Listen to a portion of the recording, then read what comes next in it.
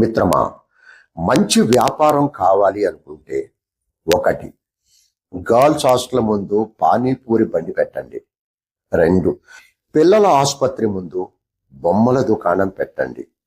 3, car service centre ముందు salon ప్రారంభించండి.